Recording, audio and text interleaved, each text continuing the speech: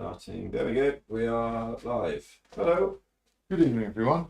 Sorry for the late start. We were outside enjoying the sunshine. Graham's been learning to juggle, hasn't he? Trying, attempting. Yeah, attempting. That's the word I was looking for. Attempting. Checking gravity works. Yes. Which, as I was going to point out, yeah, it's just geodesics and space-time. You've got completely the wrong idea about it. There is no down.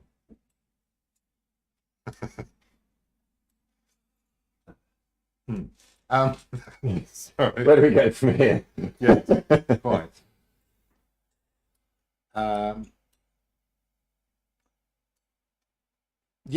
So on the easel, I have a painting of the coffee shop downstairs, where I've managed to ingratiate myself. By putting paintings on the wall. It's Ashley in the foreground as well. There, that's Ashley. No, that's not Ashley. Is it not Ashley? That is Holly. Holly. Ah, Yeah. I thought it was Ashley. Ah, cool. Yeah, and it's an interesting place to sit and chat. It's I'll make up for this by being very rude later on. It's just going to have a caveat. Yeah. But no, it's like any sort of good coffee shop, it has some magic ingredients, which is coffee is a fuel for conversation. People get caffeinated and they chat about stuff and they, deliberate the world and their place within it, and they socialise in a particularly unique way. Not like a pub socialising. It's not about having a laugh or anything like that. No one gets off with each other in a coffee shop. Yet. As far as I know. Well, you live in home, don't you, Graham?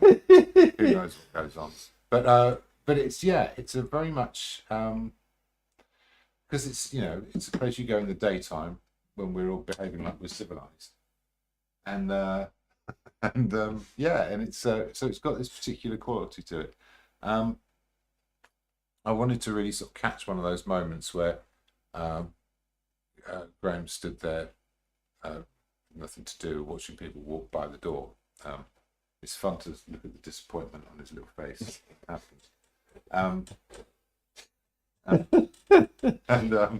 But there is this.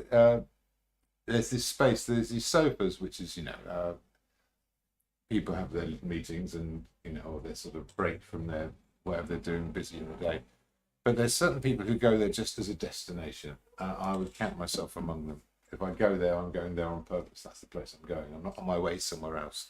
I'm not picking up a coffee. Probably don't even need a coffee. I'm just getting one because I quite want to be there and be around the people and a bit around the mood, and hopefully contribute in some way. And everybody doing that makes it an interesting place to be. So I wanted that little hub. So there's these chairs up at the back by the bar where people tend to congregate, and there's had a lot of interesting conversations up there, and there's a few sort of regular characters. So I thought I'd find a few people that are sort of emblematic of the place. And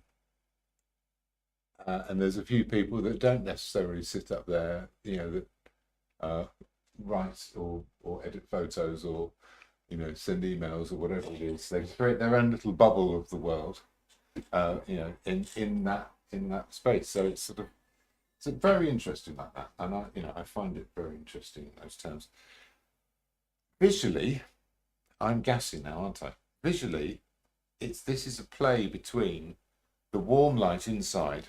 So it's a lot of wood, and it's got this wooden ceiling, which is at a weird angle, and all these hanging light bulbs, which are also a warm light, and the cool light from the outside and the way it travels across, and there's this kind of haze that you get from that contrast, which I wanted to make something of. And I wanted to finish off the characters here, the people in the in the image, but not make it too immediately recognizable, I guess. Yeah, so that's my main thinking. So yeah, so there's a few things that are not right about this at the moment. One is that the bar isn't dark enough down here. I've got the heavy darks in the foreground, with the sort of, back of this lady's head. I need similar darks down there. Oh, that's right. Open up. Yeah, that's good. So I'm going to try and get it balanced up, and then I'm just going to put in a few marks that really define the people, and then I'm going to let the light travel and mix up. So I've got this warm light which is going to travel into the room a little bit. I've got this cool light which is going to continue to come across and bounce off little things, and I'm going to do more of that with colour. And I'm also going to get the viridian out, so that's going to be fun. So yeah, let's have a crack at this. First thing I'm going to do, so I've got this sort of mixture of it's a rather muddy mixture of oil and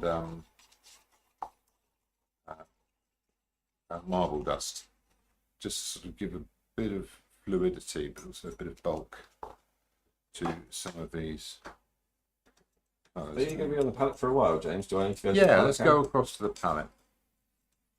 Okay, and I'm going to mix up a few things. One of which is going to be, okay, I've got some burnt sienna down here, so I'm going to add a whole chunk of this.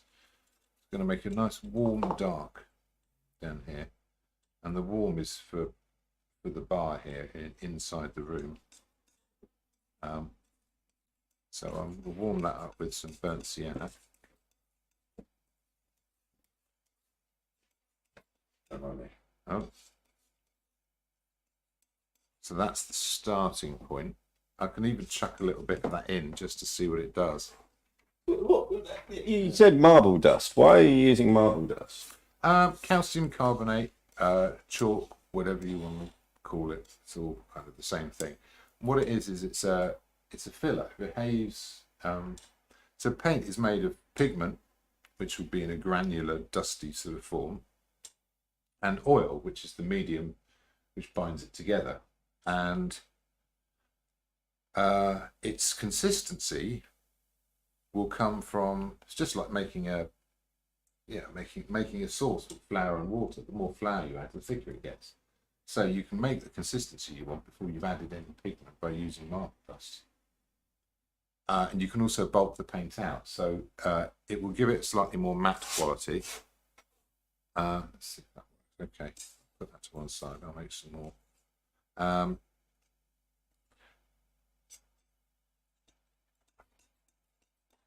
that's nice.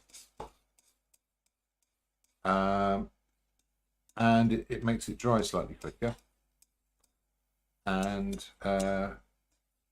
yeah, it gives you a sort of body of paint that you can play around with. Oh, that's a bit better. So somewhere in between those two.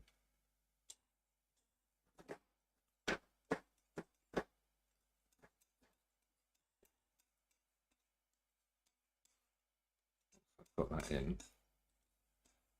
So I've got a bunch of different photos that I'm using for reference, but a lot of this is just about memory. The painting's got its own life now. So what's the? You would choose to use marble dust, however you want to call it, to give more depth, more texture, more. Yeah, and you can sort of create a surface which is ready for a top layer. So you would paint over the top of it, but you have to do it with the background colour first. Yeah, I mean, it sort of fills up the tooth of the canvas a little bit, so it sort of smooths off the surface in places. So you can control how much texture is in the surface in different parts of the image. And sometimes you want more texture in the focal areas because you can create more variation, but you can smooth things out in the surrounding areas. Sometimes the other way around. So yeah, I'm going to do another thing here, and I'm going to mix up Doing a thing. Yes, to do a thing. Right. I don't even need to clean this actually because it doesn't want to be a strong colour. I'm going to make myself a shadow colour. And it's going to be sort of purpley. You can see some of the purpley qualities in here. And hopefully in a few other places. There's a bit of it in here too. But it's going to be quite warm. I'm going to use an alizarin crimson there. Put a bit of blue in it, which is going to make a very strong purple. And then I'm going to warm it up by adding yellow. And that will sort of make it more orangey. I'm using a yellow ochre because it's sort of a lower chroma, keeps things soft.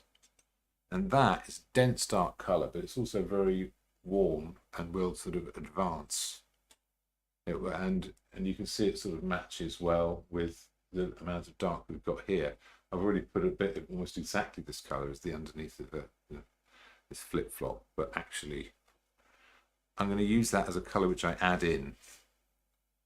And I'm going to pop it back here. I'll put a bit of this lighter colour in it as well. And then I'll put a bit more yellow in it.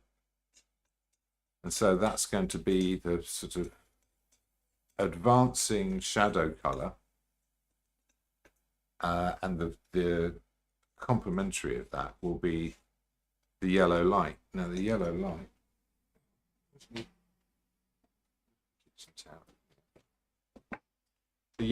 has to work with it.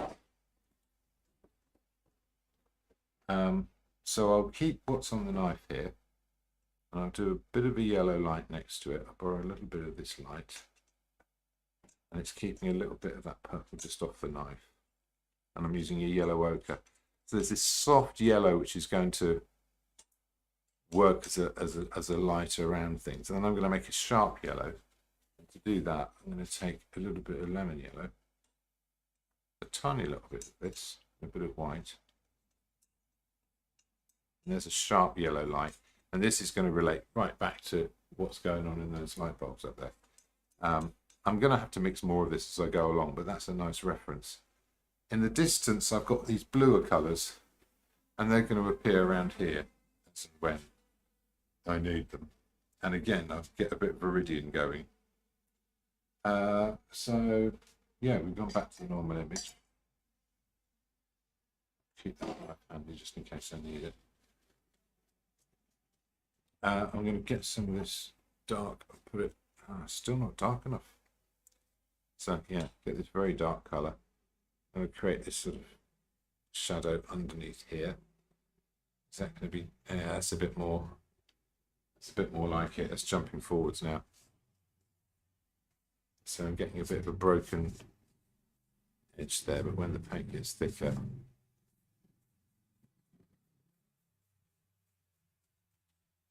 and although we think of these as being stripes, being vertical sort of lines, they're actually the variegations of light and dark on bits of the structure of the bar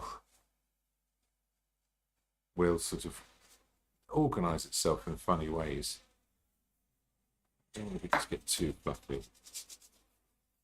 And now that's there, I'm going to put a bit of this purple here as well, just sort of. And notice I'm going to an angle at the edge because it's giving me a sense of being sort of wide angle. And there'd be these sort of like almost like brick arrangements, if you like. You know, if you put different coloured bricks in a bag of Lego and then just built a wall at random, you'd end up with these sort of. They wouldn't just all be individual bricks. Sometimes you'd get a little grouping of them. Sometimes you get spaces with none at all. Get back to that dark again. Bring some of that down here. But it's all warm colours. Let's put in a few vertical lines like this.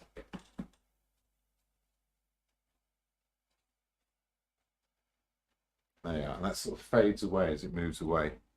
I'm going to get a bit of this dark shadow colour now. Put a few bits in that. A bit of extra colour there actually really helps.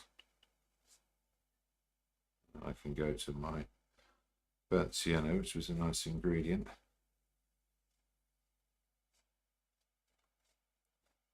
Let's see if I can make this work.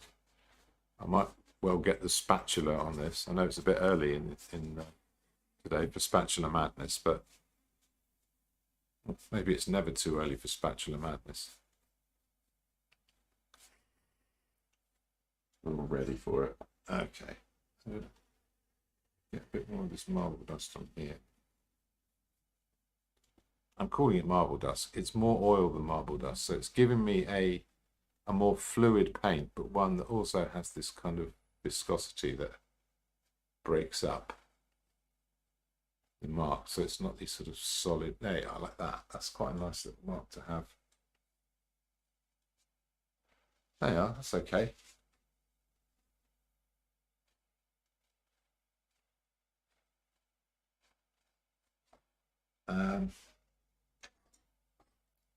Works down here.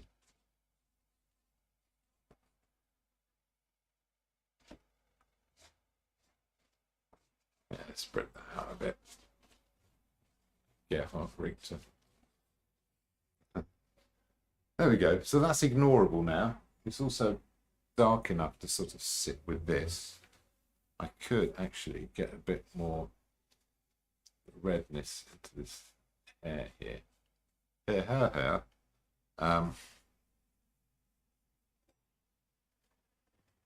Do let me know if you got that reference.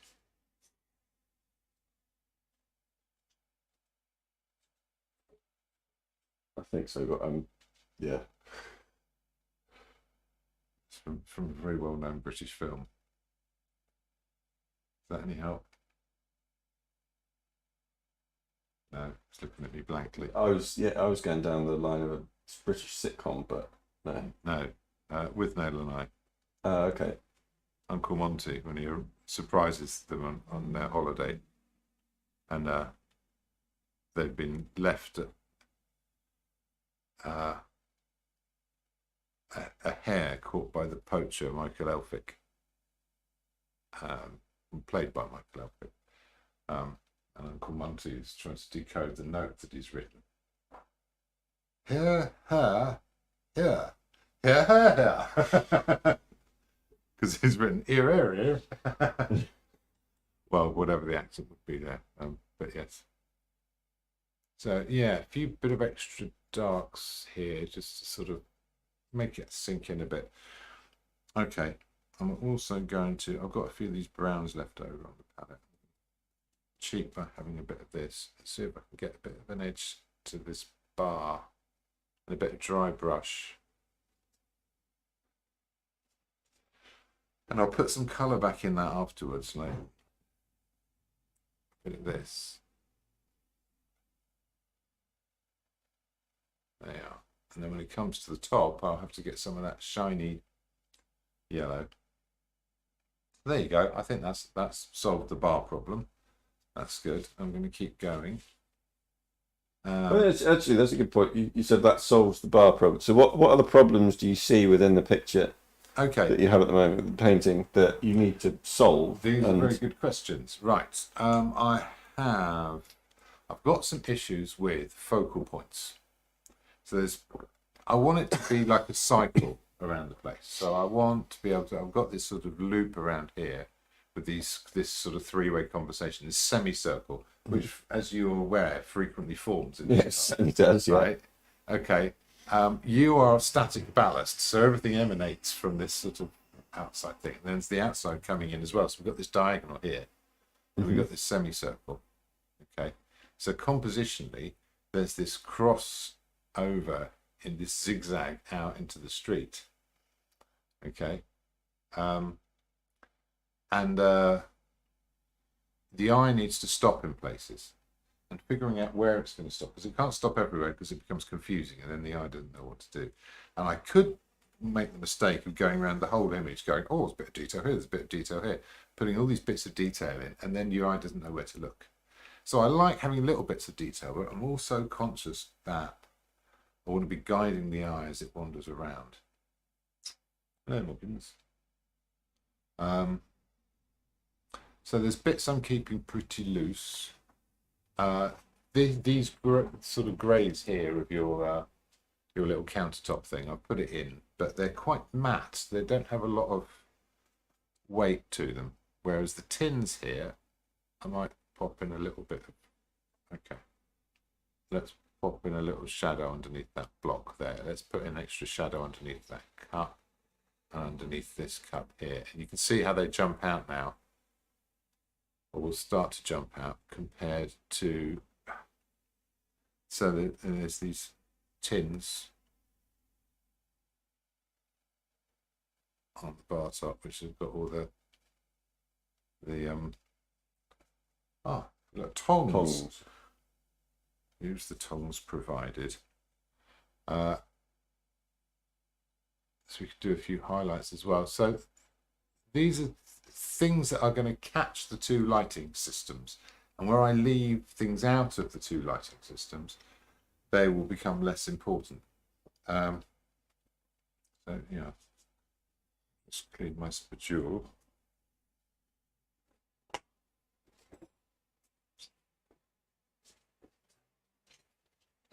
Every time I mention spatulas, I'm reminded of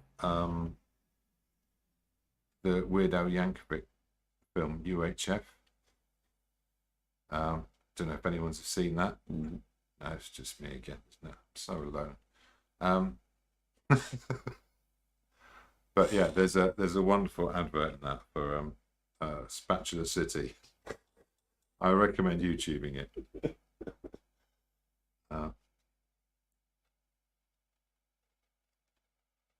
Oh, I think it's worth as well. I mean, you've got a range of pictures that you've taken of the shop. Is it worth putting that up so that? yeah, so I could put that up here. So you can see I've got this sort of lots of different references of different people in the shop, different angles. But it's just a reference. So I'm going to use it here for who's this chap again? Say again. I forget names. Barry. Barry, of course it's Barry. Barry. Yeah. Absolute legend.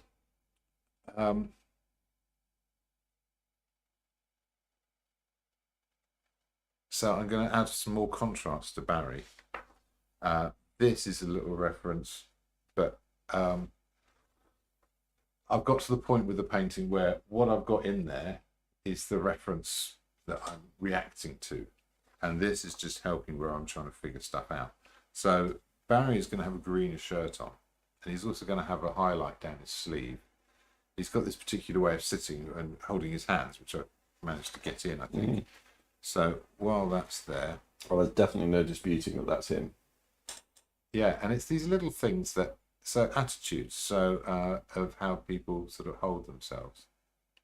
And his hands will move around as well. And most people will have a sort of a particular way. So there's a good bit for detail. You can give him some eyes. Well, I really liked, everybody has their hands that move around, but they all go back to the same place. It's telling somebody to cross their arms in the opposite direction, and you just can't do it. But Barry switches his hands over. Does he? Yeah. Oh, I'm going to have to watch that. He'll change them, and depending on whether he's listening or talking to people, his hands unfold and refold. Oh, wow, how interesting. I feel like a weirdo working these things out. I'm just going to take a little moment, just for everyone to celebrate.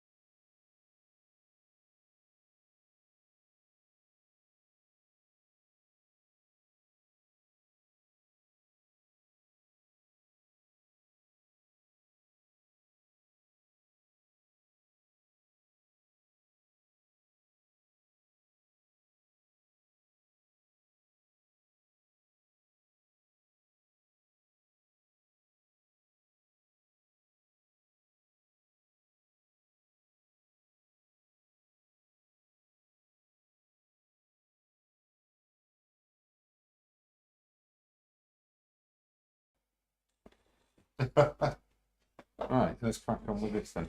It's a nice little distraction. Now I'm going to need a small brush here, or a couple of small brushes actually. I'm just using the ones I've got in the pot. Yeah, to my shame, I've been leaving my brushes in White Spirit, but they get used quite a lot. And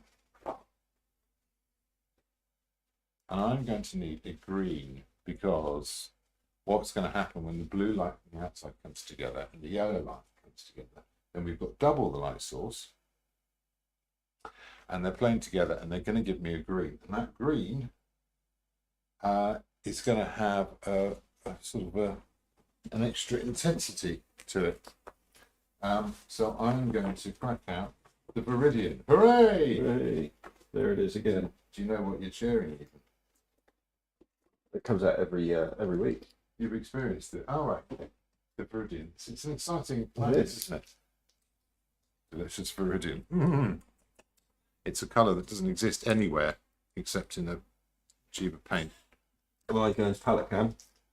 No, I think we're okay. What I'm going to do is I'm going to get a bit of white. I'm just going to do a little brush mix. And I'm going to add a bit of Viridian to it. Now, the Viridian is actually less aggressive than the Talocyanine green, but all of them have their place. And what I'm going to do is I'm going to put this in a few places where it can belong. One is on a shoulder there. And that's making it ping forwards. Oh, am I in focus? Let's just check them in focus. Is that in focus? Yeah, that's good. I think she's... Oh, I can zoom in a bit here. I'd go back out a little bit more. Okay, but just a fraction. Well, it's just for a moment. So I've got this, I put it in here. I'm going to sneak it up in the corner. There, and then you've got an idea of how much his head's sunk. There you go. That's enough for that. It's also going to be a little bit on this. There's this translucent plastic, and it's going to have green edges to it here.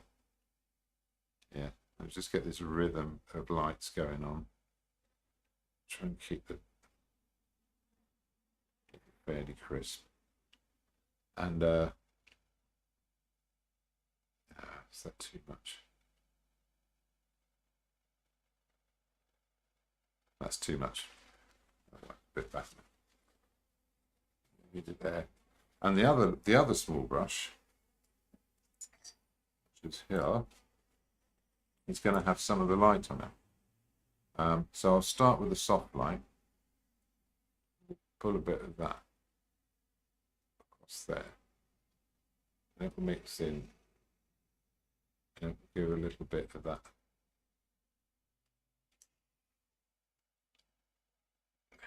It's way too small for real details. There's lumps of paint that's bigger than the marks I'm trying to make, but there you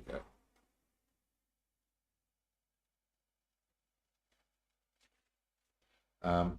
When I put the actual lights on afterwards, which will be somewhere in between. So I can also pop a little bit of this on. It'll be catching the light off this cup here and here. Actually, it'll sort of be reflecting off the side a bit. It'll be catching off the edge of this thing which they used to seal their bags. It looks a bit like overkill. It'll be catching a little bit off the top of that chair. Okay, we'll put a little black there. And then we start to introduce it outside. So outside, it's going to sort of jump in between just as... So you might want to zoom out a little bit more because you're painting outside the yeah. Hang on. focal point.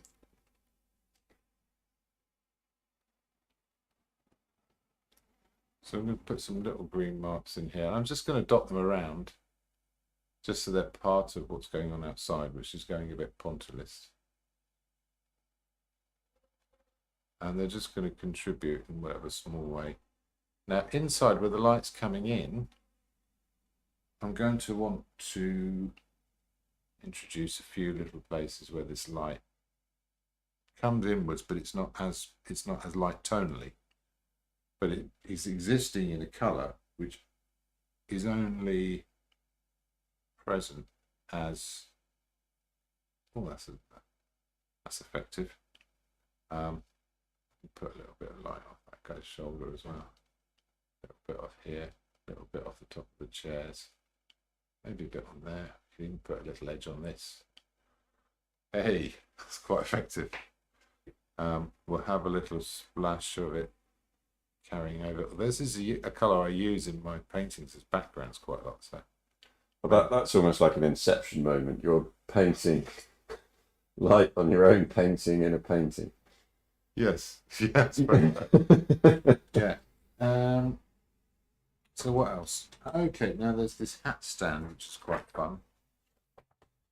And that has, I'm going to borrow a little bit.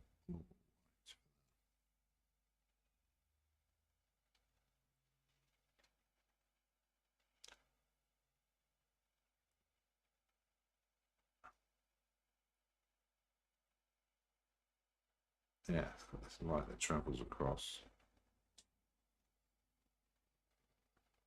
I'll have a little bit of a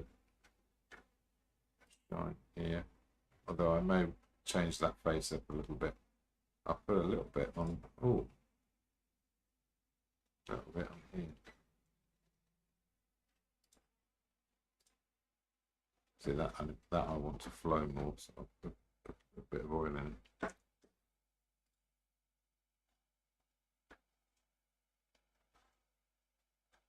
That's too much, isn't it? I've still got my dark brush I have.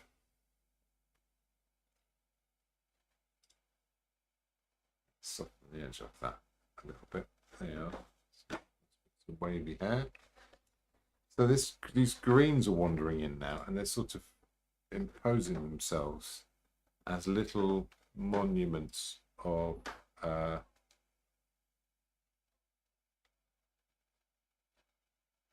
sort of the outside light coming in, finding its way in, introducing itself. But it's a very unnatural colour, but it's happening in a small enough quantity that I think. Again, you might need to just back away from that a little bit, because we're outside of the line of shot. Yeah, I've wandered in again. So yeah, it's got to that stage where I'm wandering around different bits. So I put a bit in here, but it's going to help guide the eye. So it's going to help sort of pick out what seems to be important and what doesn't. I think I'm quite happy with the figure in the doorway. It looks a bit like an visiting alien, but I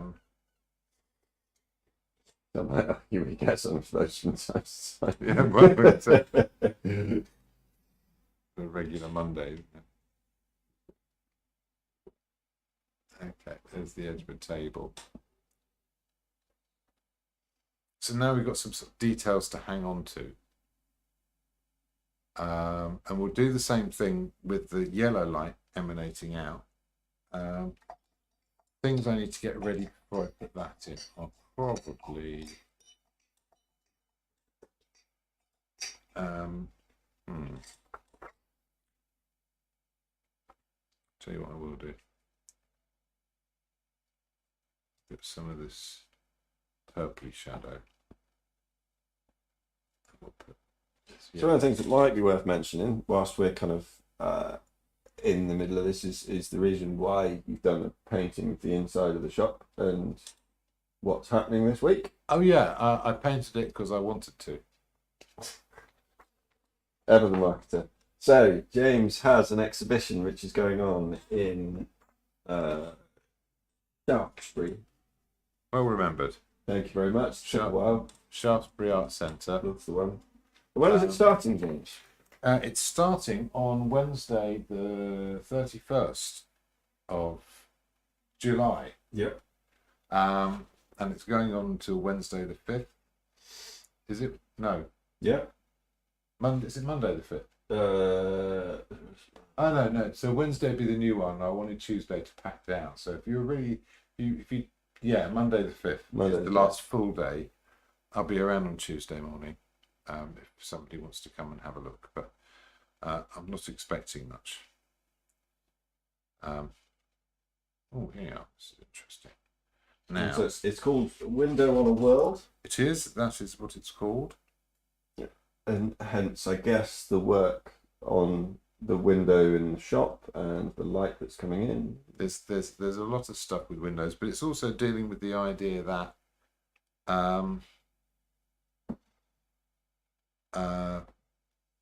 any painting is a, what would you call it?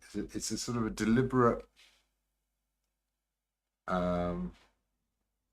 artifice. It's an alternative world, parallel universe, if you like, built out of observation, memory, invention, interpretation, selection, and in that sense, all those processes sort of yield a kind of meaning at some point. One hopes.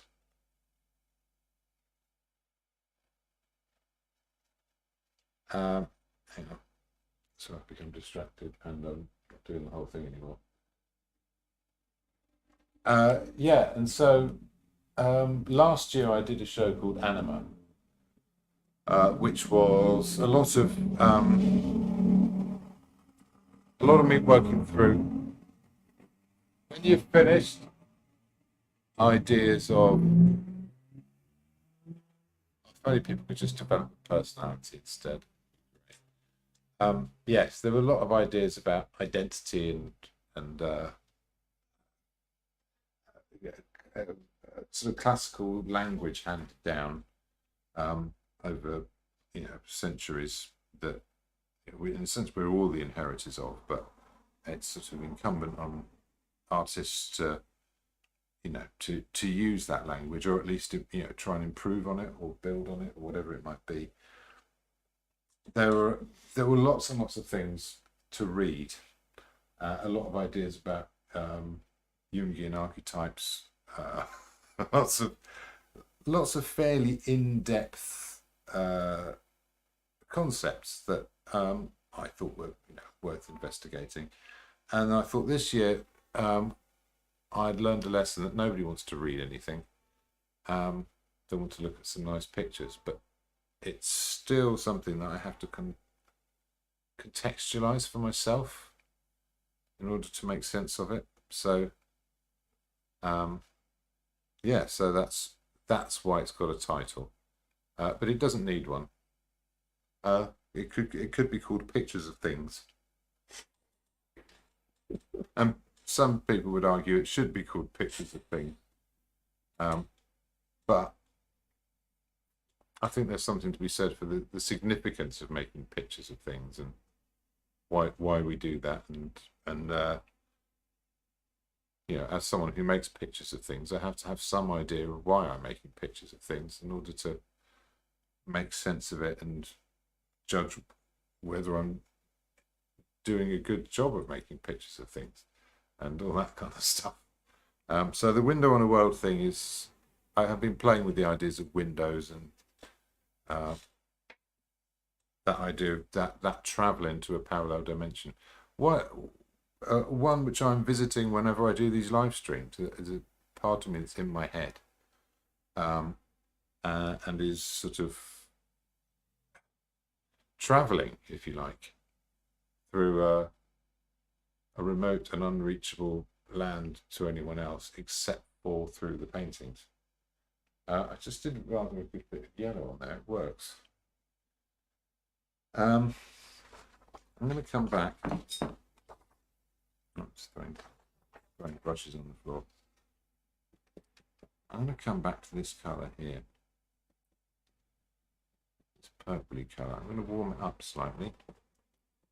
And I'm going to completely redo this face. Now, Alexander has this particular way of sitting, which is interesting. And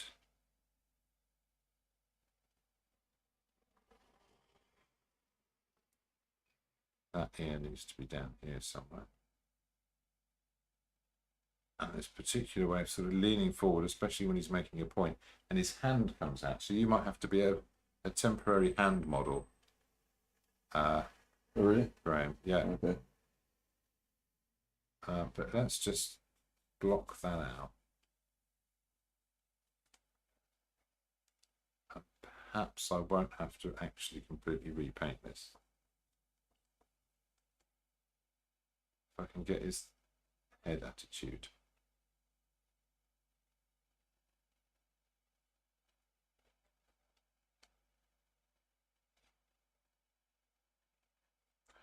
Okay, I'll go back to some of these warm lights. See how much of this I can put in. Yeah.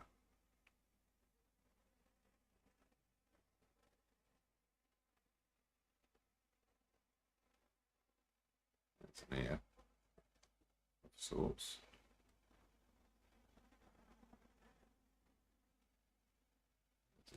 Cheekbone. That's an eye socket. There's a forehead. Do you find it more difficult to paint people that you know? Oh, certainly. Yeah, as well. I mean, I think I'm probably better at it because I'm finding it more difficult. I'm seeing things that maybe otherwise aren't. Wouldn't be obvious if it was a stranger. So if it was a stranger, I could go, well, I did a perfectly good job of that, and actually I just didn't. But I don't know them well enough to know how far I missed the mark by.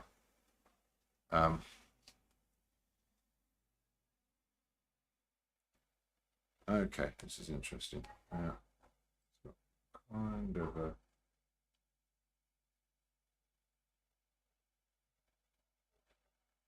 button nose exactly, but no, bit of a balancing act going on here.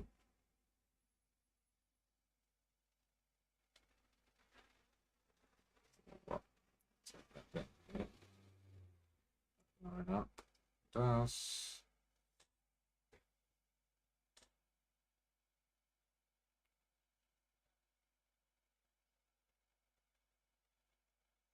Okay, that's better. So before I do any more on that, I will change this head shape over here.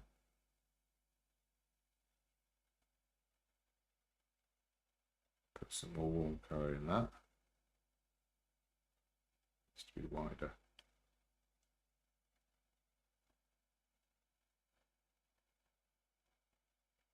Extend that ear out. Yeah. Okay.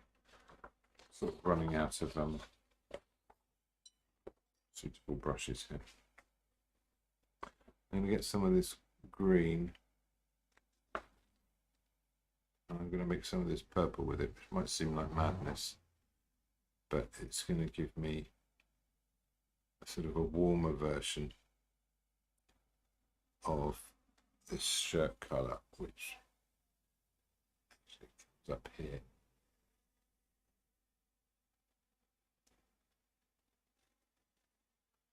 And up there.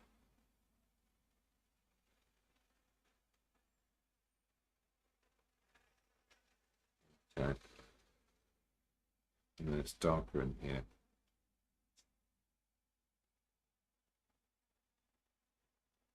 Let's see how this does. That's in the shade. I can't even see that colour.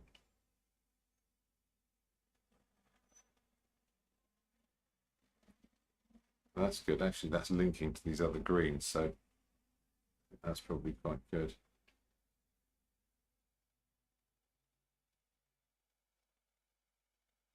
I can use this to define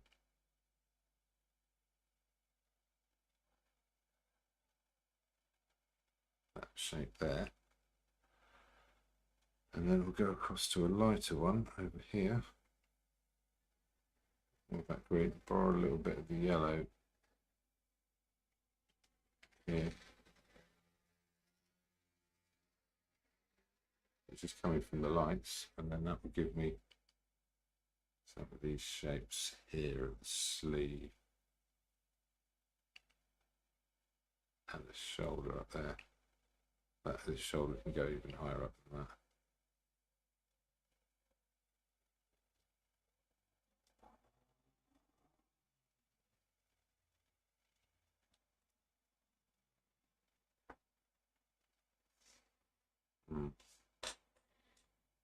That's that working. That's pretty good. A few bits there. Yeah, go back to this dark colour and put a bit more.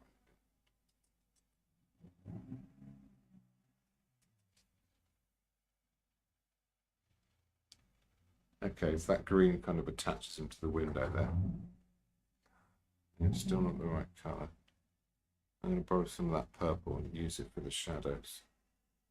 Sleeves here, is that too much? I think that's too much. But it's a nice sort of having those colours fight it out. Quite effective.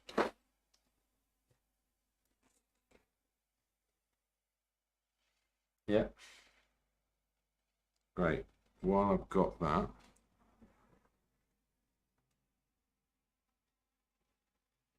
visit the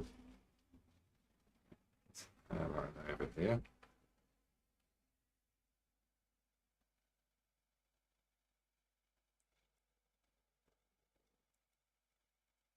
There we are.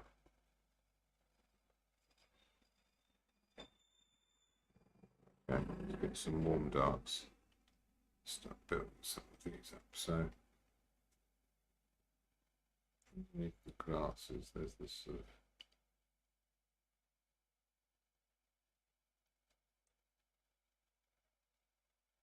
shadow under the nose.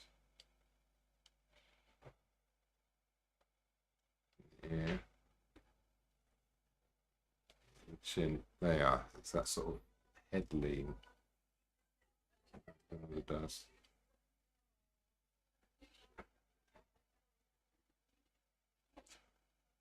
Let's get a bit of light into that.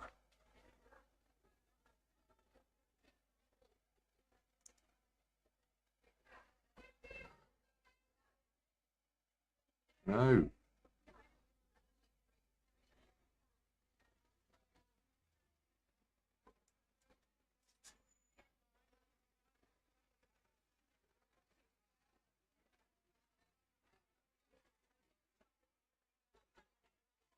Okay, I'm going to stop for a second and clean some brushes and have a little think about this.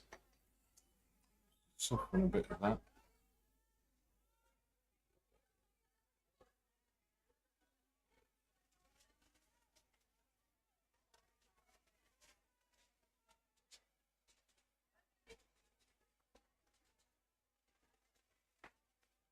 There you are. It's starting to come together now. So I've got a few more lights to go in, and I can start dancing some of the yellows around. So I'll do a little bit of that now, just to give a little clue as to what's coming. So I've got these yellows here. Now around these lights, they're sort of all over. So they're wandering into the room like that. They're putting this haze across. You see that?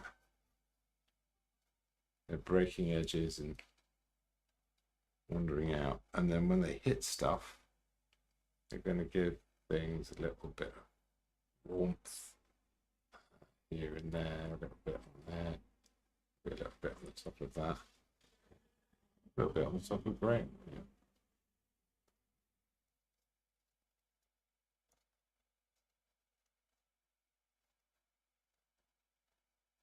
It reminds me slightly, there's a futurist painting by Bala of just of a lamp, and it's got all these sort of rays coming out of it.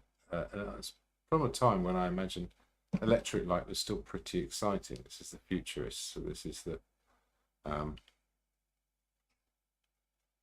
late teens, early 20s of the last century. Okay, so we've got this orange coming out of here, out of these lights, and it's going to land on things like the top of that frame. Let's put some on here as well. It's going to land on things like the top of that counter. It's going to land on things like people sat there.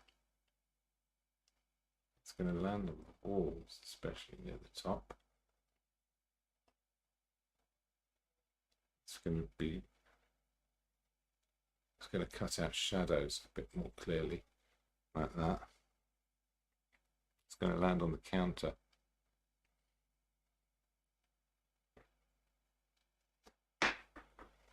Missing in some places. There you go. It's going to land on people.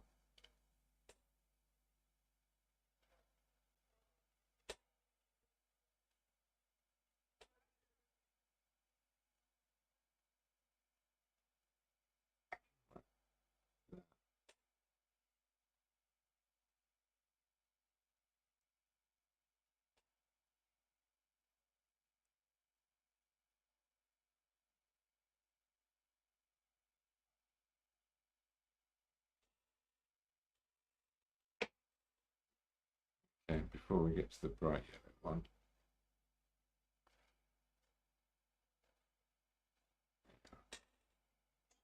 Going to land on tables. If we get to the bright yellow one now, this is going to do some of the bowls, but it's also going to sort of dance around a little bit.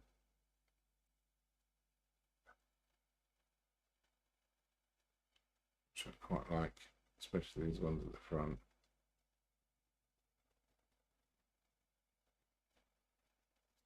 Don't know how much I dare do with this, but get the counter there. A little bit of the counter here. That's what's going to catch the light.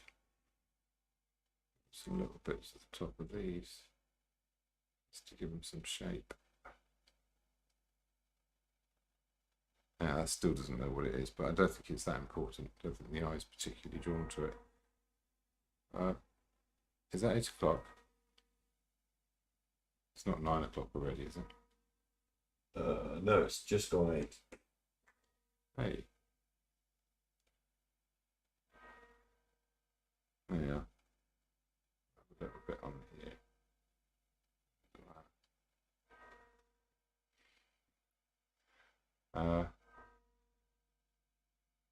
And then the last bit's going to be the wall.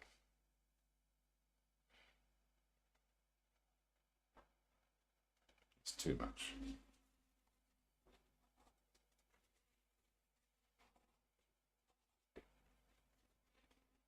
You'll get away with that. Oh yeah, so we've got the green on that side. We'll put some yellow underneath. They'll sort of take it in turns. That's where the two light sources come together. Just for the sake of getting it done now before this brush gets dirty, I'm going to put in some of these lamps. So we've got the bulb shapes in the middle. Even brighter than that, even thicker paint. Just a little bit of that yellow mixed in.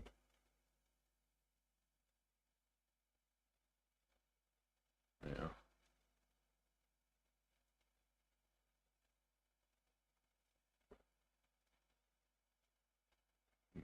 It's further away, it's not going to be quite as intense. There's a light there. Are there others wandering down the room? There are further in front. There's sort of one here. Yeah, it's quite hard to pick them out, but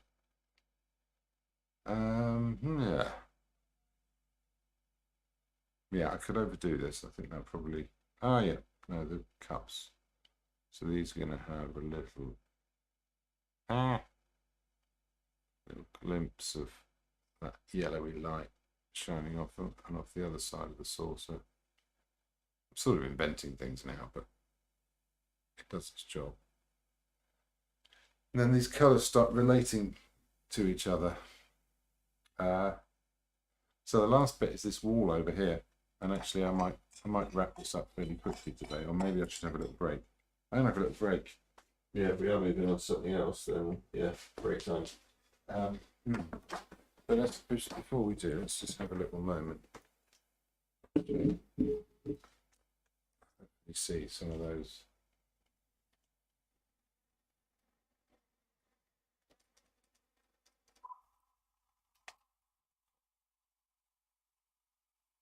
Yellow lights.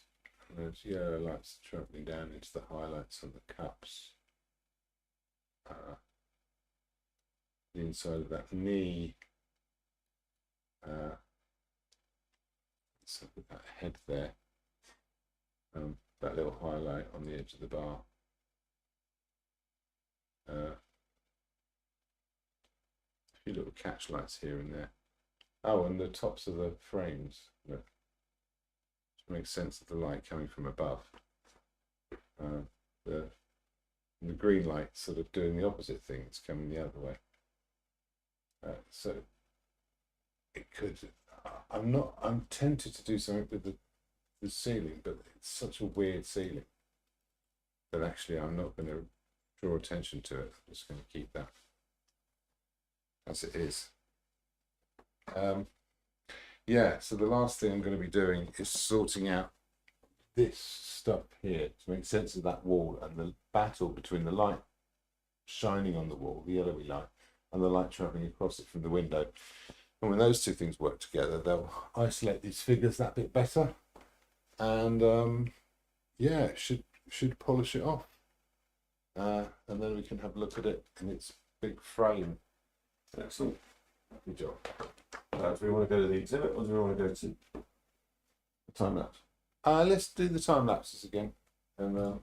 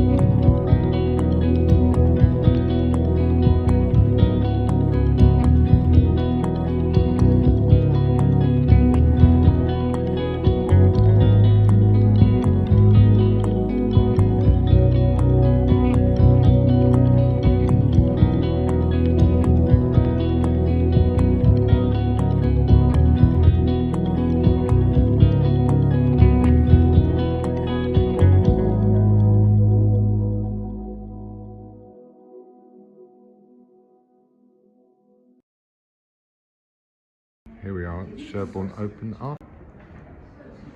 Apologies for the flicker.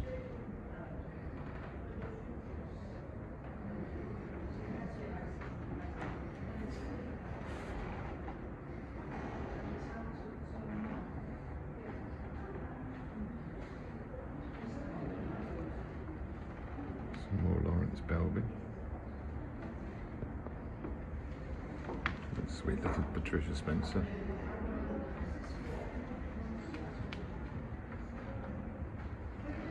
Camilla Frederick.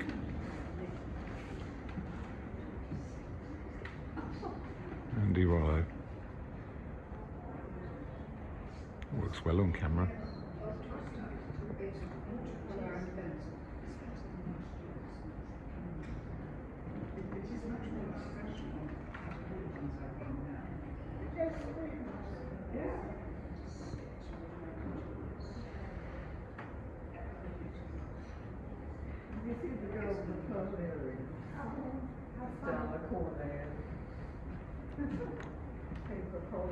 Done as a, yeah. That's a bit familiar. Everyone's done it, haven't they? Pretty sure everyone's done it. It's the rite of passage. You have to. Such a famous image. They're done as a paper cut. It's quite fun.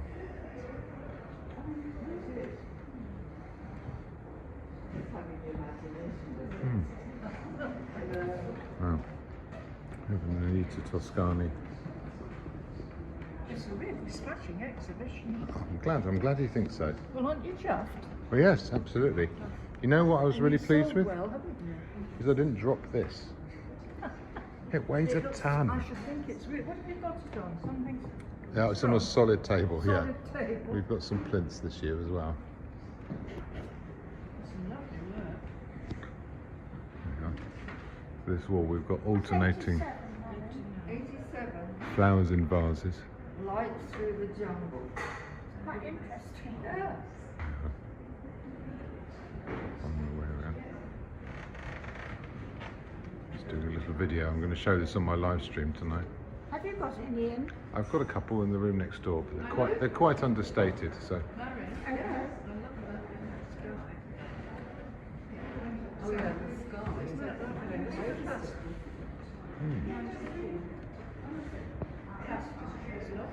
that's Kate Stone, and I think Kate Stone did a lovely job on this one. It's not her usual thing.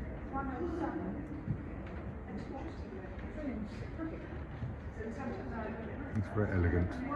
This is called the 1%. It's 99 wooden spoons. And then a silver one. A bit heavy-handed if you ask me, but there you go.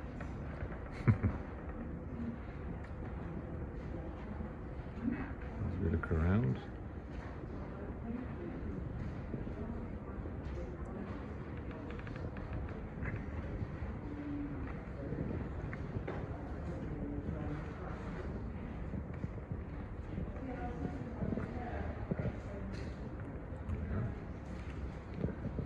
This is it's called Somewhere in Dorset. This little picnic scene by Bernie Lusher, accompanied, like any good picnic, by a wasp. And that's a sheep skull. We've got this lovely quiet space here, a lot of delicate stuff going on. A bit of botanical. Some paper cuts, prints, Will Vaughan. This is I believe this is the first frame ever made, and still in use.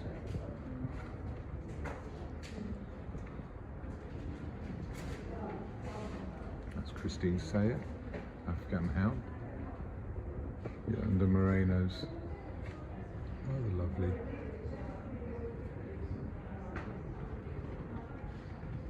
So we've got two prize winners here next to each other.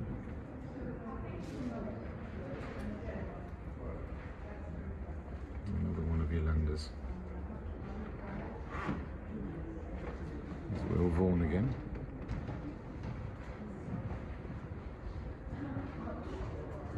Christine Sayer.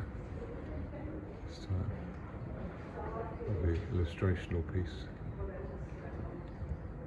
If you're thinking of visiting, there's also bargains in the browser. They're very popular. And this is the judge's choice. This is Aura. It's a bronze sculpture by Anita Toscani.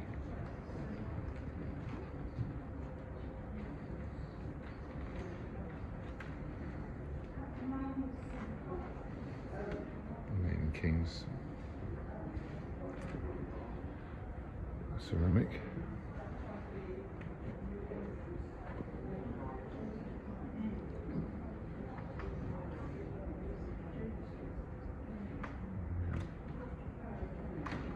There's Moira Ladd's prize-winning acrylic.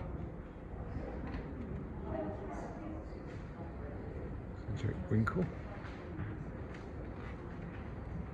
There's Sarah Phillips.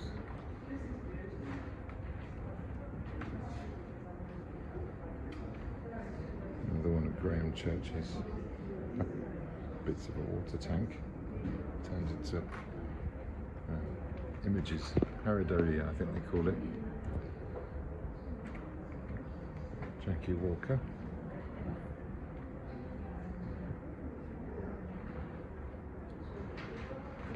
And there we are. So I hope you've enjoyed this little first look round the Sherborne Open Art Exhibition on at the Digby Hall until Sunday the 28th from 10 a.m. till 5 p.m. Defend Lucy's lovely sculptures, and we're privileged to have some Jeff Shillito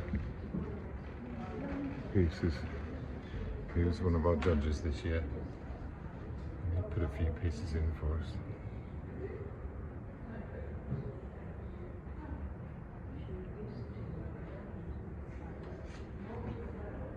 So do pop by. Entry is free. Catalogues are only £2 and it's churlish not to buy one. We'll see you here.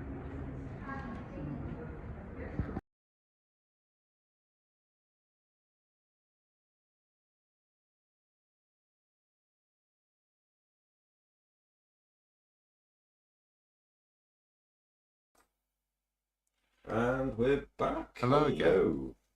Hope you had a nice cup of tea. Twinings, obviously. Well, yes. Clearly. Okay. Now I'm going to go ahead and start to put some thicker paint on.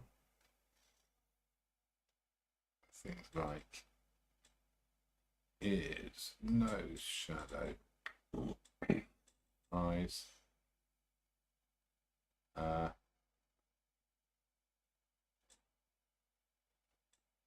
Some red under the chin there.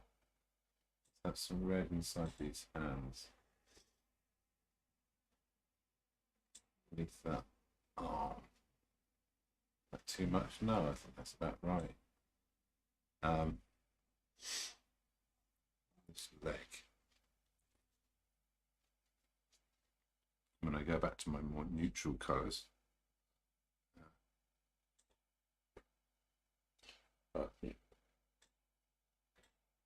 I can work those in a little bit. That's great. What's that doing?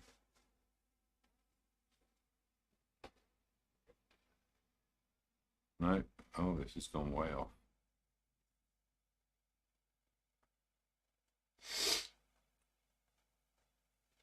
No, don't know what's happening there. Sometimes you lose your eye.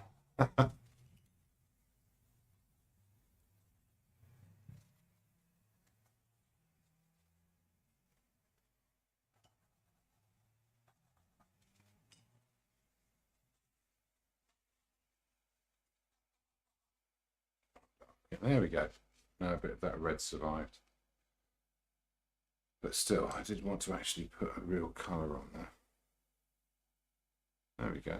It's back again. Solid paint. While I've got that colour, there's other places I can put it. So I'm not being too attached to any particular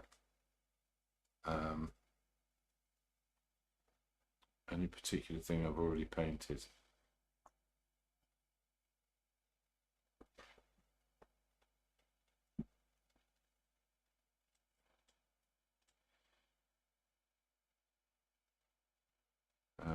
Yeah, sorry.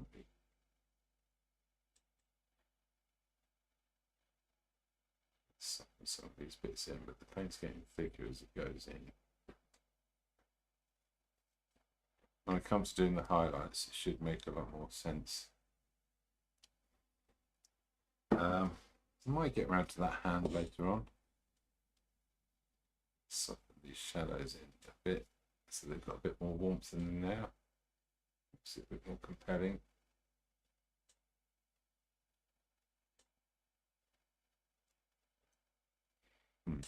The elbow there. Now I've got this green again. I'm going to revisit a few things. One is here. It's a bit of the outside light coming through.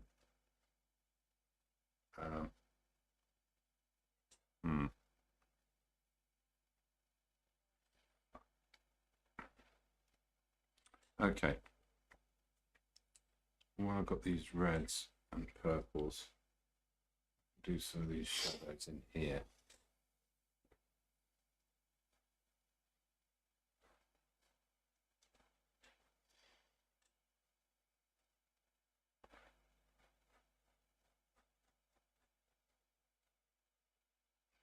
Move back towards the oranges.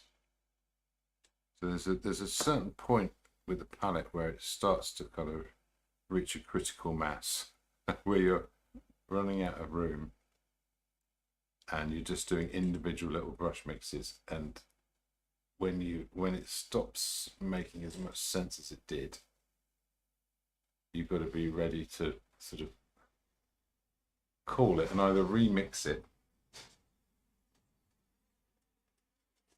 or just accept that that's where it stops. So I think that works well for there. Put that sort of shirt in. And so that brush stroke that you did around Alexander's neck just a second ago is really amazing. It just popped everything. Exactly. It makes it, you find those little things as you go along. I'm going to go into some of the lights now. And I'll bring in a little bit more yellow just to. There's this light around the inside of the ear. Oh, sorry, it's not the inside of the ear, in front of the ear.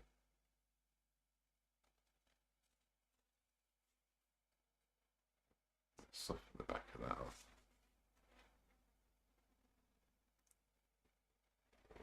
So also side of the head. Now, okay, let's get some of this yellow on. We're going to have some here. We're going to have some here. There will be some on the nose, but I'm not going to do it just yet. That's this interesting thing. Now, this will make more sense when his glasses go on.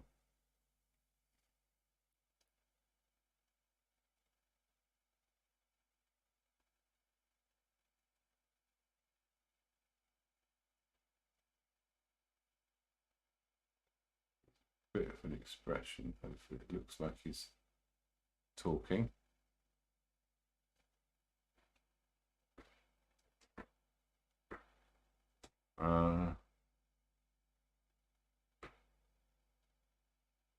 Yeah, it's a bit of animation in the face and not too much. Yeah.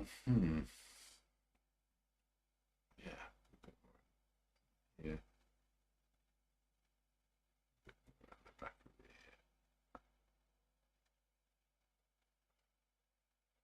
ear. Okay. Yeah, let's get back to these yellows again. can't remember what was on which brush. That'll do it.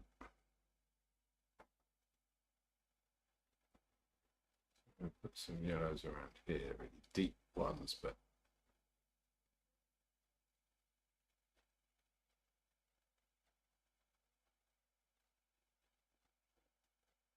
it's to get that sort of halo effect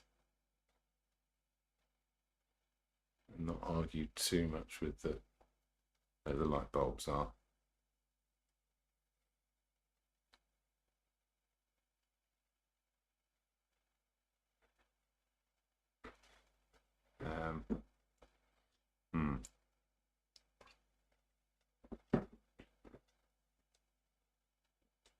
Let's put a bit on there, a bit on the top of the fingers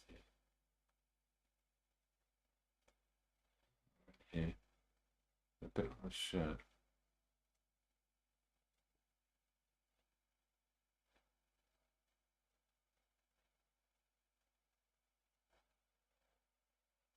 That used to be a little bit more orange.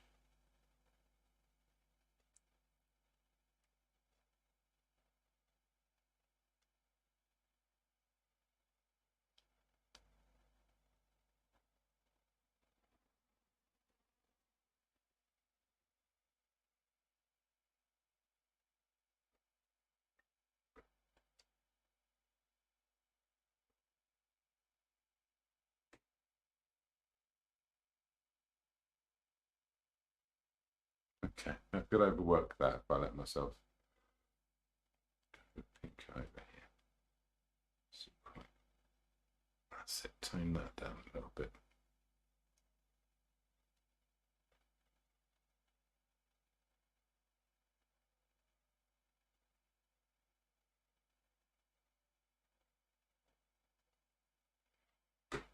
There we go.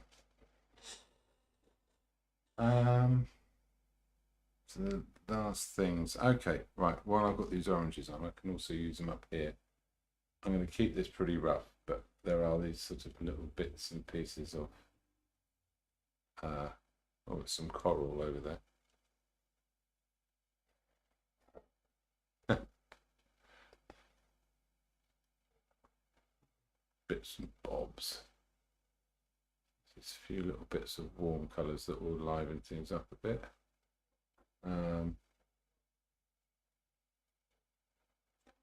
bit darker there even.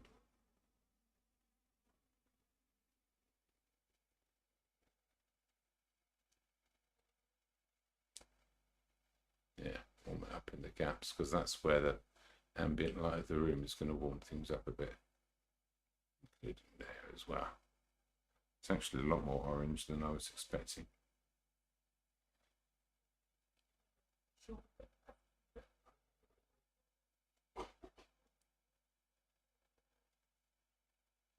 Let's put a bit in this tail. Okay, yes, and then got the colour of this wall. Now, at the moment, got this shadow colour. I'm just going to start with that. Let's get the bigger brush as well.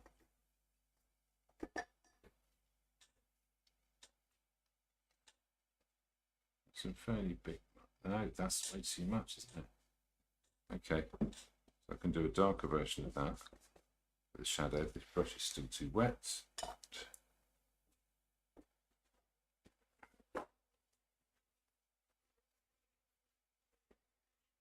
Come on. Right. Let's put that shadow in there. And then from that, we can find our way to the lighter colours over here.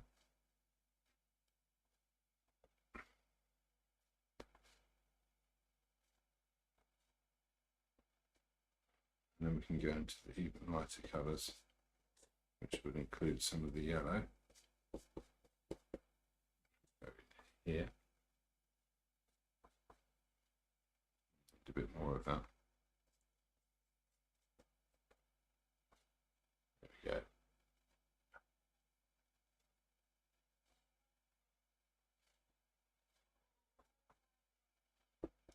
Keep that quite Bay.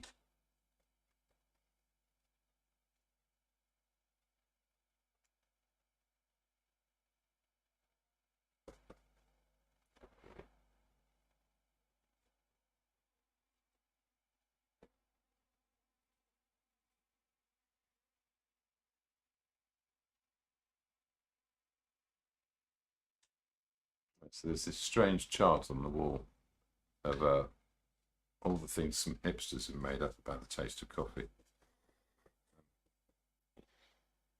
It can be so many things other than just coffee.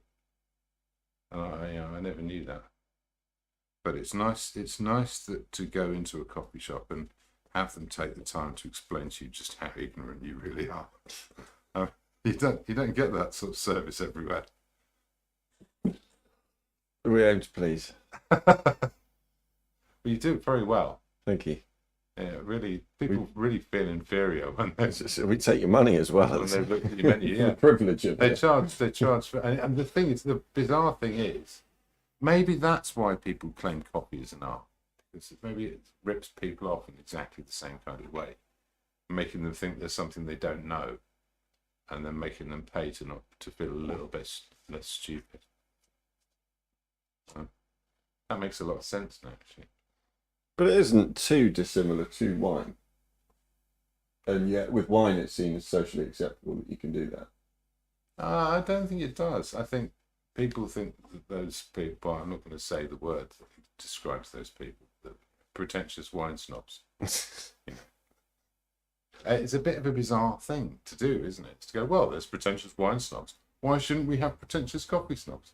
Because pretentious snobs isn't a good thing to have generally, and we all ought to stop doing that. But it's so delightful and tempting that. Well, the thing is, though, isn't it the same with everything? That you're doing a live stream because you're a very good painter, and you'll sit there and you'll say, well, this is a particular sort of tone or color, or this is a particular type of oil that I'm using. It's based on X, Y, and Z. So you know you're at the top end of your craft of what you're doing. I'm so sure about that. But could you then just sort of say, is that not the same thing? You're just sort of somebody that's at the peak of what you're doing, and so actually, rather than just making a cup of coffee, you're making a cup of coffee plus, and that plus could be, discovering further about the flavors of it, going into the science behind it, going into different sort of aspects of it that ordinarily people wouldn't think about. Absolutely. Okay. And see, now you're being forced into making a good case for it. I think it's the idea that it's automatic. But the thing is, we've been able to get cups of coffee for years, like decades, centuries, even. And from a grumpy woman in a tabard, just like it should be. But just the fact that it's now served by somebody who has tattoos and is probably wearing dungarees and maybe a flat cap. Yeah. It's now sort of like seen as hipsterish because actually the guy is guy or girl, or her. Well then, too late. Is at the peak of what they do. Now, if you're at the peak of what you're doing... Yeah, but you're at the peak of being a tea lady. I just think there's a context to these things, isn't there? But... I don't know why you put up with says the man sitting there, like, pushing pigment around a... Pushing coloured money around with a hairy stick. Yeah. Absolutely. But this is the point, is that actually I'm playing down what I'm doing. So... True, but I'm for a very long time, art this is has just been normal. For a long time, art has been played up because it needs to be, because it's part of an art society that needs to keep civilization going. It's like there's the one thing that was really difficult throughout COVID was because the arts completely stopped. Yeah. Similarly, we couldn't open during COVID, and our art stopped. Now, I know you'll sit there and you'll say it's not fucking art. Well, it is. I can have this conversation without you actually needing to be in the room. Yeah, I can tell you're agitated because you've ruined my watershed moment. Yeah. I I apologise. Yeah, but it's too late now, isn't it? Yeah. Probably. I can only apologise for my potty mouth. Oh, damn right. Yeah. Unbelievable. I'm sorry, everybody. No one notices. It's always fine. Look, it's stayed on a long time tonight. It's the first time I've had to switch it back on. Yeah, no, I'm clear. I'm making you defensive. That's a good thing. Yeah, I mean, I don't mean to sort of upset anybody or put anybody down when I make these sort of. I make these comments in a jokey way because I don't want to upset anybody, and that's mostly because I mean every word. But it's so funny though, because you use the term of you're just a tea lady. Well, what's wrong with a tea lady being the best at what she can absolutely do? Nothing. And yet somehow I feel like people calling themselves baristas is sort of putting down that the long grand tradition of tea ladies in tabards in a trolley, as if that wasn't good enough all of a sudden. Yeah, has she even done a course for an afternoon learning about where different types of coffee come from? You know, it's But Barry and I actually have this conversation quite often of how actually there's quite a skill and an art in being a really kind of obnoxious and bad server. Oh yeah. As well, without so you still get what you're asking for, Yeah. but it's done in such a way that it's almost an inconvenience to me to make it for you. Yeah, no, I approve of that kind of thing. Yeah. See, that's keeping the tea lady tradition alive. What do you want, love? We haven't got that. You know, I've made her northern because I think they do it better. I think it's a Coronation Street thing. You want what? I think, well, we used to get a lot of that in Essex, but it always seemed a bit more aggressive. Okay, so I'm getting onto the highlights now, and I'm making them warm highlights because we're so far inside that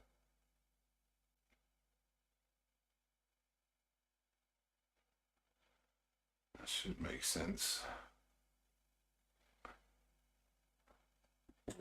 Somebody goes by the name of Cellophane Flowers, who's on Twitch. Always nice to have a Twitch. Nice painting. Well, thanks very much. Yeah, there you go. No, it's always entertaining to me when people find me on Twitch because, well, as I was saying before, I'm pretty sure they're not expecting it. Yeah. I just love the idea that there could be hundreds of gamers. Yeah, exactly. I'm just thinking, oh my god, look at what he's doing. Just hiding among them. Yeah. Yeah. Okay, what even is that? That's what I hope the reaction is, but we'll see. Oh, Cellophane Flowers has just written back, I've started acrylics recently. Hey, well, good stuff. Good to have more people making stuff. I think it's picking up a brush and fighting the forces that I do bits of oh god, I've just realised all the things I've done wrong here. Sorry, distracted myself. Yeah, that thing of just the act of making has a purity to it, and remember that. So while you're fighting the materials and the fact that paint is annoying and it doesn't do what you want and it's difficult to use and it doesn't quite behave itself, that journey is you actually making a real thing that exists in the world that contains actual atoms and stuff, and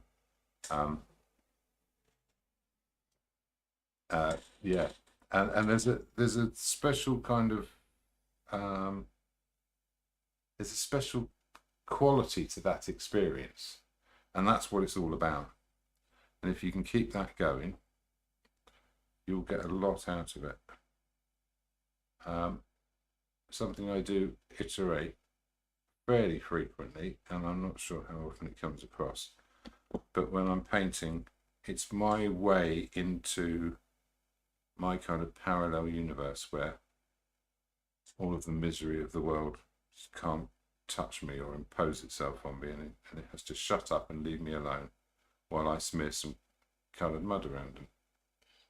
It's kind of like you've almost answered the next comment from Cellophane Flowers. He said it's been very fun, man, very relaxing. Good. Well, that's the thing, and that's me being in my little. When I was a kid, I often got criticised by teachers and parents and people that probably got all your best interests at heart. And a phrase they'd often use is, "Oh, he's in his own little world," and after a while, I figured out, yeah, I've got my own little world to go to, and it's really nice there. And you wish you could be in my own little world, but you can't. It's mine. And if you can find your own little world and find a way that you can go there, it really helps keep you sane, and also kind of gives you a unique perspective. And in a sense, that's all any of us can hope to bring to the world, I think. We're none of us special or important, but intrinsically, but each of us does have a unique perspective on the world, and that having a way of being in touch with your own is also a way of bringing some balance to the world. To have I don't know what you'd call it,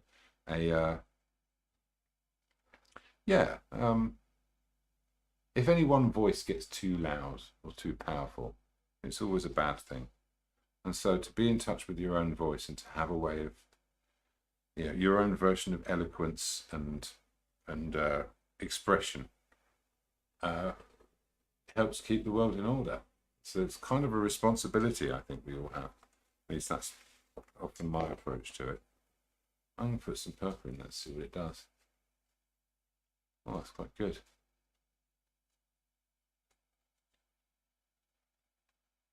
Little bits of frizz.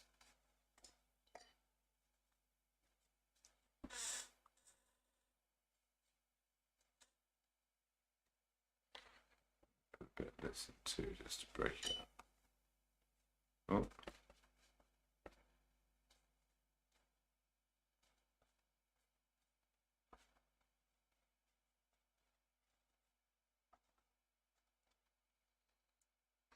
Maybe I'll stick a few bits in here as well. Oh yeah, that's quite effective. Yeah, some of these blues can really make. Oh, that's still too light. Quite a few in there. Oh, that's quite good.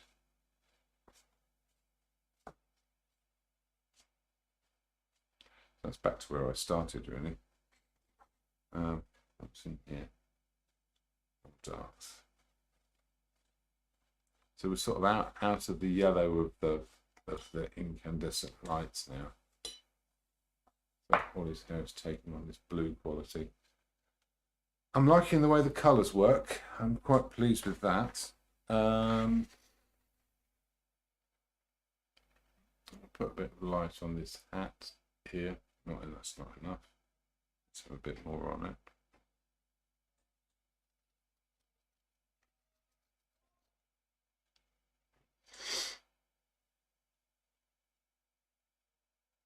Yeah, so yeah, get those acrylics out. Acrylics are a great way to start because it's opaque paint, and because it's opaque, it means you can make mistakes and then change it and move on and do different things with it. It does tend to dry quite quickly, so it's not always the easiest medium to work with. But it's a lot easier than something like watercolor. He's also just asked, "Are you painting from a reference?" So I think Yes. it's probably joined a bit late. It might be worth showing there. I've got a couple of photos here. They're pretty rough, and they're not great photos. So something I was saying earlier is at this point, the reference is actually the painting. All the information is in the painting, and then now it's just tying it together. So I'm not really putting in anything very much new. I think I've got something, maybe a lower lip or something I've got to get here. That's not right. Oh, there you are. Okay, so because I want to get a sense of someone talking. The other, what else have I got to go in? Josie's who's been on as well. She said, "I've loved the whole thing. Puzzled about how to do the wide angle effect though, and how much it'd matter if you didn't." It wouldn't matter if you didn't. But the thing about the wide angle is it tells you where you are. So, oh crikey, I don't want to go crazy with it, but yeah, it's the 6-point perspective. Just to say that doing architectural renderings, one of the rules was the 60-degree rule. So as you moved out, by the time you got to a 60-degree width of field, which is about that. Hang on. That's 90. So about here. It's 2/3, isn't it? So it's 2/3 of the way up. Imagine you're cutting a pie into thirds. Yeah, 60 degrees.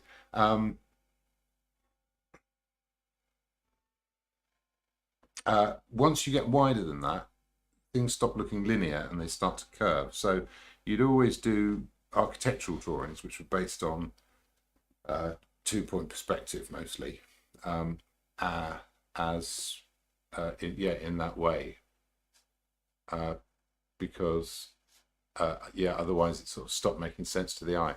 But if you do go beyond that, things start to fisheye, and when they start to fisheye, obviously they can only curve in one direction. So what it's telling you is not only which way you're facing, it's telling you where you're standing, because it's giving you a clue that if you keep going down, it's going to curve to a point, the bottom of the fisheye, and that's where your feet are going to be. So you're telling the viewer where they're standing, how far away they are from things. It allows you to do this more exaggerated perspective effect. And if things are linear, so if you could sort of stand back 50 yards from this, and use it like a telephoto lens, then all the people would be the same size. I hope that makes sense, because there'd be no discernible difference between how far away it was to this person, how far away it was to this person. So that sort of that heavy perspective puts you in the scene. So it's not necessary, but it does. It's there for a reason. It has an effect, and it's doing something. A person from Twitch has also asked, how long have you been working on this piece? So I started this, was it yesterday or the day before? I lose track of time, but I don't really experience time, if I'm honest. But no, I've done one session on it. So I did a couple of hours and then left it. This is me actually really taking my time. A lot of the time with the live streams. If you have a little look at the YouTube channel, it's a good place to spot it. Quite frequently there's, what do you call it? The 2-hour sessions where I'll do a whole painting from start to finish. So, but because I got this show coming up, I thought I'd at least try and finish this off. I love the way that inadvertently there you've actually just plugged 2 things that you do. It's quite interesting. Oh, so, you just plugged your YouTube channel and plugged your show. It was, wow. The and I hate in that was amazing. You're getting good at this. Oh well, that was by pure accident. Yeah. Yes. I've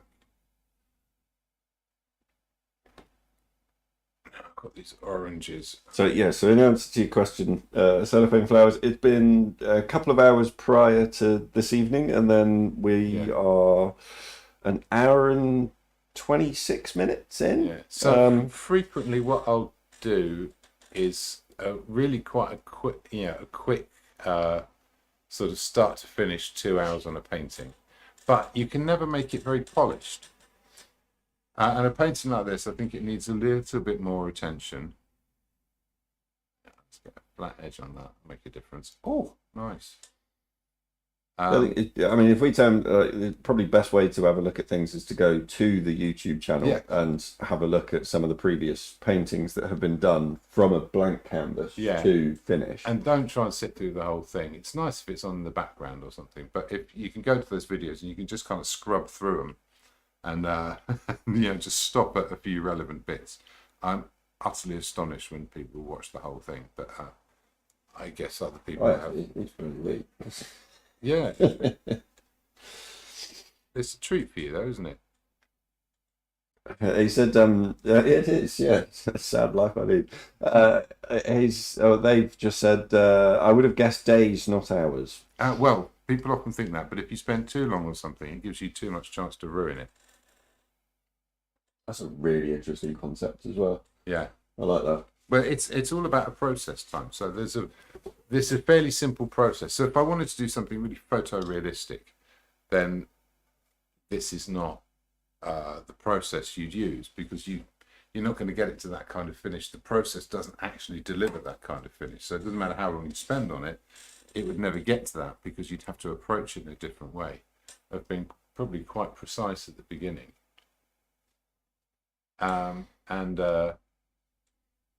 It doesn't even look like a hat, that, does it? I'll let myself off. Oh, see, a nice bit of contrast there. That works. We've had a hello from New Zealand. Oh. I'm Tanya, just seeing this on my feed. It's 7:48 Tuesday morning here. Oh, goodness. Good morning.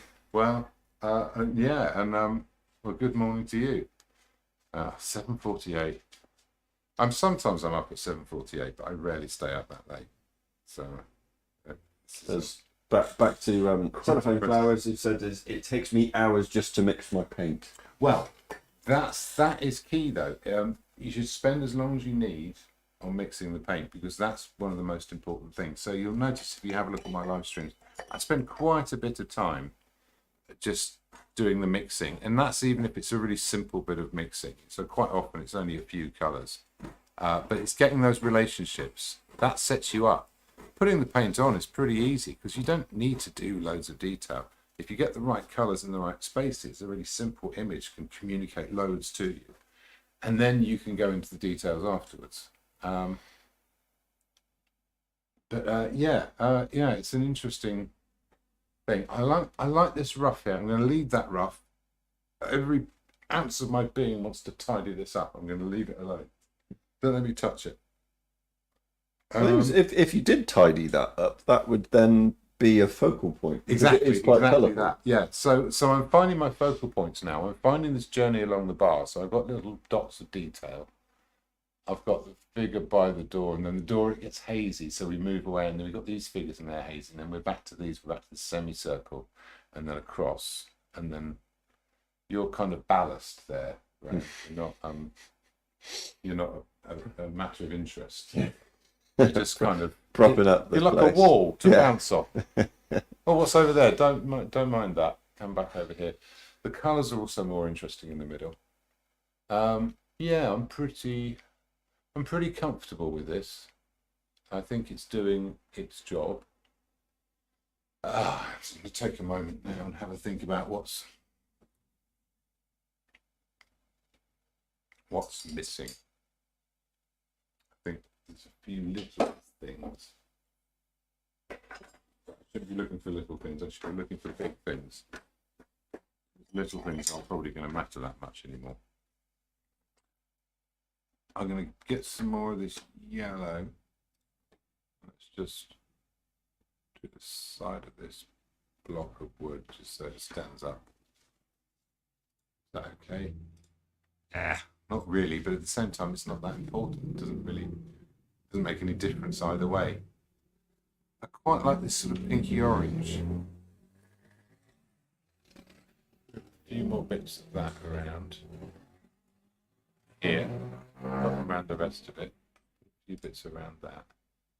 That's quite fun. Pop a little bit in the shadow. There. That change of colour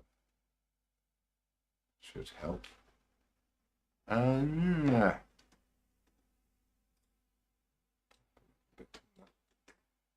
Yeah, no. Yeah, I'm just fiddling now.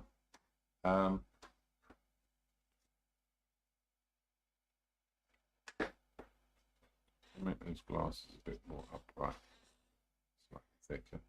No, that's fine. Yeah, is that it? I think I've done it. Josie says, focal point for me, the chap in the orange. Yes. Well, it's a focal point. There's others, but that's the whole point. Is so that's the place your eye stops, and then the window and what's going on from there, and then this corner of the bar. So that dynamic line is the main dynamic line. That's what cuts the picture in half. And then there's sort of sympathies to that.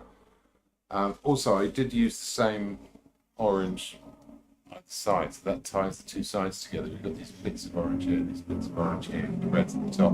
So it creates this kind of cool light. Is there anything else? Oh, there is. There's one thing. It's always more than one thing, isn't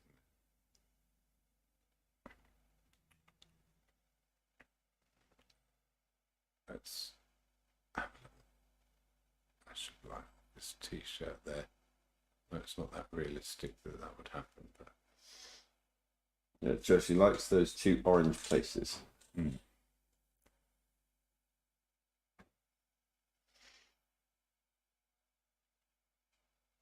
Get away with a bit of green light here. And the orange is liked by cellophane flowers as well. Oh, good.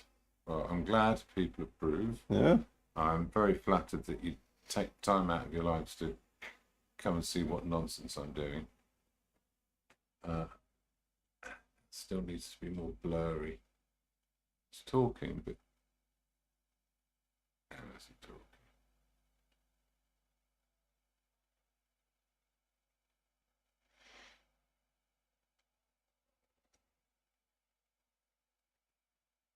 Okay, now I'm definitely fiddling.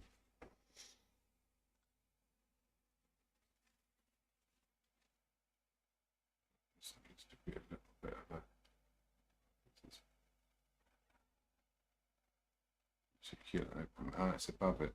This top bit needs to be lighter. You know what? I'm fussing about something that doesn't need to be there. It's allowed to be vague, and it's meant to be vague because it's like someone chatting. The only other thing I was thinking was, do I need some more red around these lights?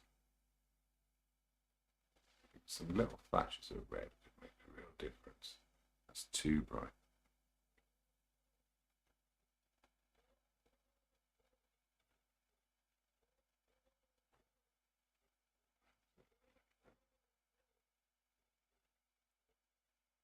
Oh, there we go.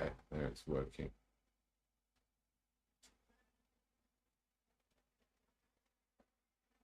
I think it's really cool with the way that you did that as well, because it's there's no hesitation even on a painting which is almost to its point of completion.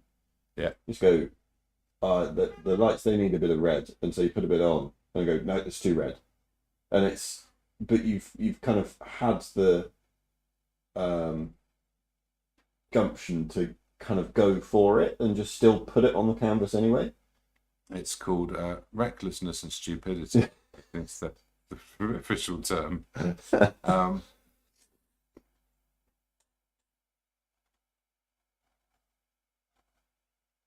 Yeah, it's just giving it a bit of life, isn't it?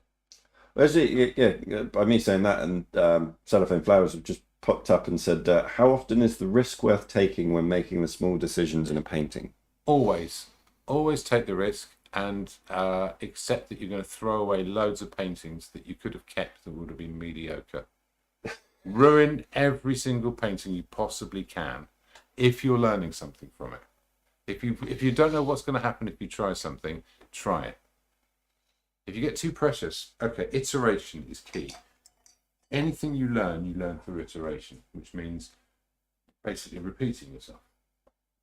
So you try and fail and try and fail and try and fail.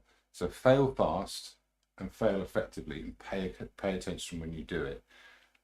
I think, strictly speaking, we don't really learn from our failures. We learn from our successes, but we get to our successes usually by some kind of accident or from persistence. So I would say, okay, if you're just getting into painting, get a load of cardboard, old food, cereal boxes, whatever, turn them inside out, paint the grey cardboard with some emulsion paint, and just work on that, and work fast, and then chuck it away. And because it's cardboard, you just go, well, it doesn't matter, it's not a proper painting. So I'm going to share a little thing with you. I did this, which you can see at my exhibition. It's my little cat being important. Oh, I've got a proper lump of paint on that. So it's dry now.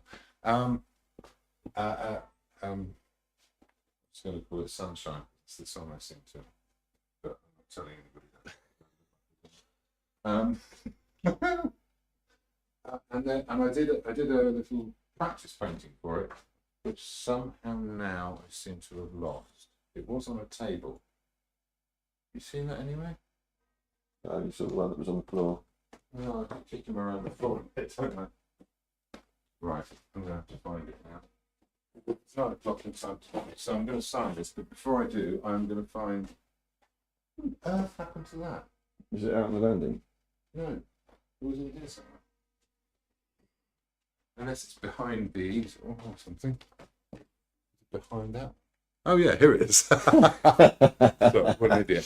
So that was the practice painting, and that was just getting the colours and getting the composition, and you can see. If I zoom in on it, it's the same image. Oh, hang on, there's a little delay. I'm finding out what works together, whether I like the composition, what sort of, how the image plays out to me, what story it tells. And I was comfortable with it, but I did this very, very quickly. And I did this on a piece of canvas panel, but if I'd done it on a piece of cardboard, there's no way I could have got caught up with it. Also, it was small, so it was testing out the palette, which gave me an idea of how much paint I was going to need to mix to do an effective version of it here. And I rattled this out pretty quickly, and I think his mogness is... That's great. It's well represented. they've just put on there. That's really interesting. It's nice to see more professional artists still practice. Oh yeah, it's all practice. I mean, I'm going to get the hang of it one day. No, I'm not joking. Might get good. I'm not joking. It's like, well, the thing is, what's the old phrase that perfect is the enemy of the good. Yes. And Voltaire, that one. Thank you very much. See, there's some culture in there somewhere, mate. Yeah, you surprised me there with throwing them all. Thank you. If anybody else could see the look that James just gave me, it was amazing. When you said Voltaire out loud. Yeah. You didn't call him Voltaire or anything. Yeah. Well done. It's partly down to the fact that I wrote a blog post on the perfect is the enemy of the good and how we would never serve you a perfect cup of coffee. Oh, right, so it's all about coffee. Yeah. Crazy kids with your logs and your chinos. Yeah. Every moment is just written as well. It feels like a warm and inviting space somewhere to linger. Well, when you're next visiting Sherborne, come and find us. Absolutely. It is. It's good. It is a good lingering spot. I do quite a bit of lingering, don't I? Quite a lot of people do. Yeah. I make quite a nuisance of myself, but they put up with me. I'm very grateful for that. Soften this eyebrow down. Keep that vague.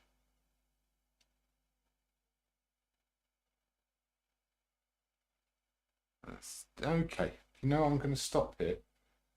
Maybe I'll come back and I'll make this better one day. But right now, actually, I don't think I know how to make it better. So I'm going to give this a signature, and I think it would be rude not to do it in Viridian after all of my blah.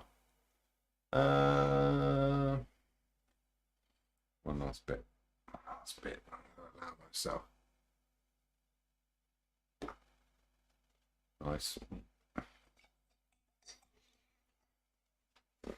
And yeah, Cellophane Flowers again says, I wonder what the guy in the blue is pondering.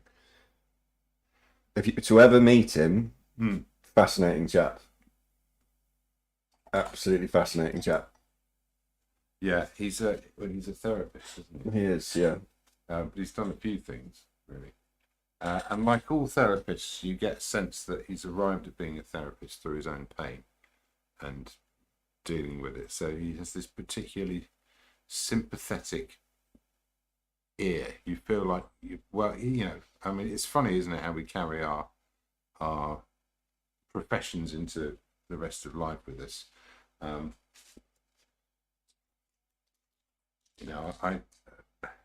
suppose something I've noticed is that I have moments of unusual perception, and incredible blind spots of being utterly oblivious to things that everybody else knows. And I think that's that singular vision thing. It's just how I operate in the world.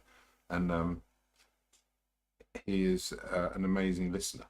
You feel really heard, don't you? I think that's a special gift. And it's it's a nice thing. I feel like everyone's sort of accepted for who they are in that place. Good.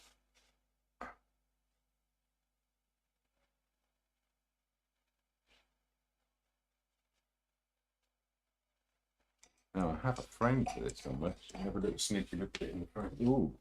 I think my phone's switched off, so you'll have to be cameraman. Put the lights on. Ooh.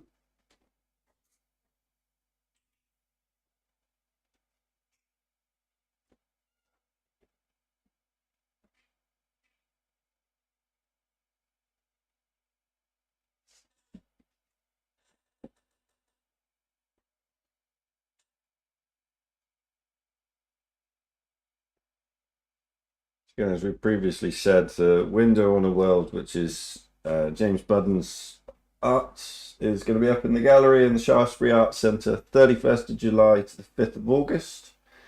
Go take a look. It's going to be fantastic. It's going to be amazing.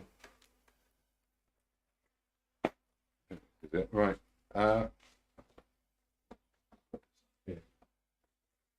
I have to get. You want me as a hand model at some point?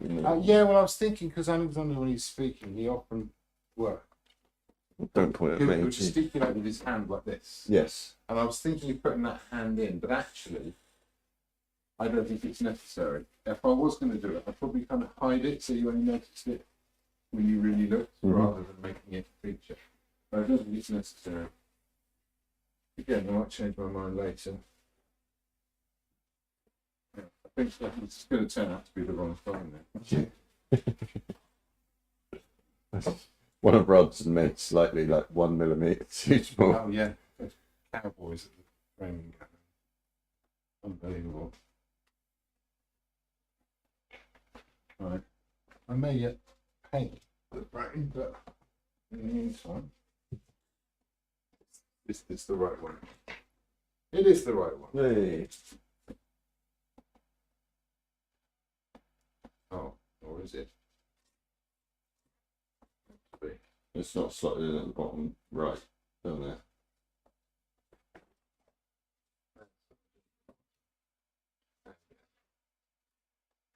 Ah, there we go. Right, yes, paper is away. Ta-da! That's good news. Yeah, we can do that.